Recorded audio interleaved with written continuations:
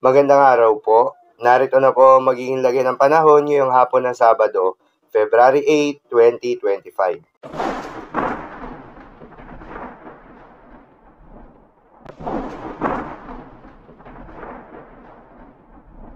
Sa kasalukuyan at ayon sa pag-asa, shearline o yung salubungan ng malamig na hangin at mainit na hangin ang patuloy na nakakaapekto sa may Southern Luzon at Visayas. Dahil dito ay asahan yung maulap na kalangitan na may kalat-kalat na mga pagulan at isolated thunderstorms.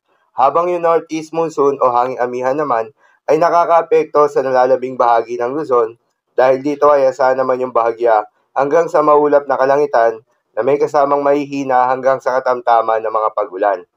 Easterlies naman o yung mainit na hangin galing sa may silangan ang nakakaapekto sa malaking bahagi ng Mindanao.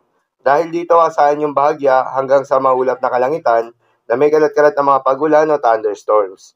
Magandang balita naman dahil ayon sa pag-asa, wala pa rin tayong binabantayan na low pressure area o bagyo sa loob o malapit sa Philippine Area of Responsibility na maring makaapekto sa ating bansa. Para naman sa magiging lagay ng panahon ngayong araw ng Sabado, dahil nga sa epekto nitong shearline, asahan sa Visayas, Bicol Region, Calabarzon, Mimaropa at Aurora, ang maulap na kalangitan na may kalat-kalat na mga pagulan at isolated thunderstorms. Posible ang mga pagbaha o pagguho ng lupa dahil sa katamtaman hanggang sa kuminsan ay mas malakas na mga pagulan. Habang sa Metro Manila, Cagayan Valley, Cordillera Administrative Region at nalalabing bahagi ng Central Luzon ay asahan naman yung maulap na kalangitan na may kasamang mga pag-ulan na dulot ng northeast monsoon. Posible rin ang mga pagbaha o pagguho ng lupa dahil sa katamtaman hanggang sa kuminsan ay malakas na pagulan.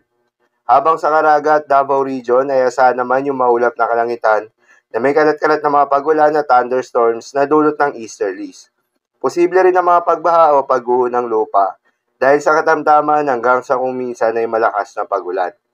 Habang sa nalalabing bahagi ng Luzon ay asahan naman yung bahagyang maulap hanggang sa maulap na kalangitan na may kalat-kalat na mga mahihinang pagulan na dulot ng northeast monsoon. At sa nalalabing bahagi pa nga ng Mindanao ay asahan naman yung bahagyang maulap hanggang sa maulap na kalangitan na may kalat-kalat na mga pagulan o thunderstorms na dulot ng easterlies. Posible rin ang mga pagbaha o pagguho ng lupa during severe thunderstorms. At dahil pa rin nga sa epekto nitong shearline, posible ngayong araw ang moderate to heavy rain sa may Quezon, Camarines Norte at Camarines Sur. Moderate to heavy rains naman sa may Quezon, Camarines Norte, Camarines Sur, Catanduanes, Albay, Sorsogon, Northern Samar at Eastern Samar. Kaya naman sa mga apektadong lugar, ingat sa mga posibleng banta ng pagbaha at pagguho ng lupa. Lalong-lalo na sa mga lugar na inuulan na noong mga nakaraang araw pa.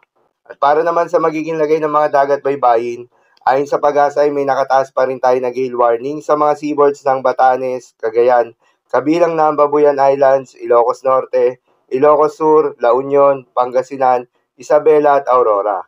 Dahil yan sa epekto nitong northeast monsoon.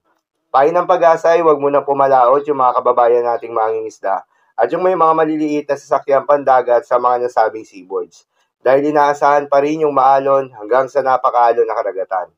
Habang sa nalalabing seaboards ng ating bansa ay asahan naman yung Banayan hanggang sa katamtaman ng mga pag-alon. So yun lamang po para sa lagay ng panahon ngayong hapon ng Sabado. Keep safe everyone.